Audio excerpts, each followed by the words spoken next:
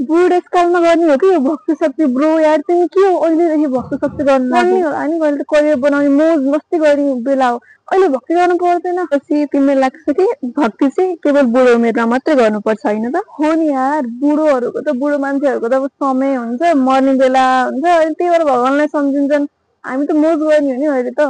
त्यसो भए एउटा कुरा भन त तिमीलाई थाहा छ तिमी कहिले मर्छौ भनेर सब कुरा गरेको ब्रो यार तिमीले मलाई के थाहा नि म कहिले मर्छु भनेर त्यसो भए तिमीले कसरी पक्कासँग भन्न सक्यौ कि हामी बुढो भएपछि मात्र मर्छौ भनेर र भक्ति भन्ने कुरा अन्तिममा गर्ने कुरा होइन यो त जीवनभर हामीलाई मार्गदर्शन दिने एउटा शक्ति हो तर यार म त कस्तो जवान छु नि त मेरो त अब पढ्न छ सपना छ करियर छ अनि फेरि भक्तितिर लाग्यो भने सबै रोक्ने होला नि त फेरि साँचो भक्तिले त यी कुराबाट भाग्न सिकाउँदैन अझ यसलाई शुद्ध पारिदिन्छ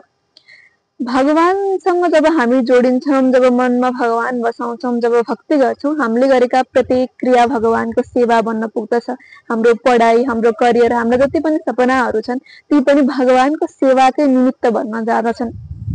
र भक्ति भनेर हाम्रो एउटा के कन्सेप्ट छ भन्दाखेरि अब घरबारै छोडेर हिँड्ने होइन संसारै छोडेर हिँड्ने जस्तो सोच्छौँ तर भक्तिले त भाग्न संसारबाट भाग्न सिकाउँदैन बरु यसले त यस संसारमै रहेर यस संसारका प्रत्येक प्राणीहरूमा भगवानको दर्शन गर्न सिकाउने यो त एउटा कला हो तिम्रो कुरा त ठिकै हो र भन न त अब म कसरी सानो तरिकाले भक्तितिर कसरी लाग्नुपर्छ मलाई एउटा सिकाइदिनु न त मलाई सानो र छोटो स्टेपमा हामीले सुरुवात गर्नु या भक्ति कसरी स्टार्ट गर्नु भन्दा 24 घण्टामा कम्तीमा पनि 1 घण्टा निकाल्नु या 30 मिनेटै भए पनि भगवानको लागि समय निकाल्नु 1 घण्टा त निकाल्न सकिहालिन्छ नभए पनि आधी घण्टा निकालौँ होइन हामीले 1 घण्टा निकाल्यो भने आधी घण्टा सत्संग गर्नु 15 मिनट भगवानको नाम जप गर्नु र 15 मिनट चाहिँ एउटा केही न केही ग्रन्थ लिएर पढ्ने गर्यौँ भने पक्कै पनि हाम्रो जीवन एकदमै परिवर्तन हुनेछ हामी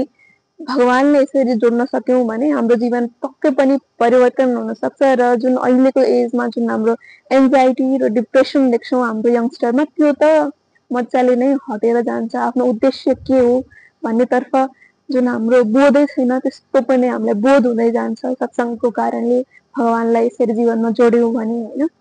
यसरी चाहिँ हामीले पक्कै पनि सुरु गर्न सक्छौँ है तर आफ्नो जीवन दिने भगवानलाई सम्झिने पनि त हाम्रो कर्तव्य नै हो कहिले यो जीवन सकिन्छ थाहा छैन अब जीवन सकिन अगाडि भगवानलाई सम्झिन थाल्न पर्यो म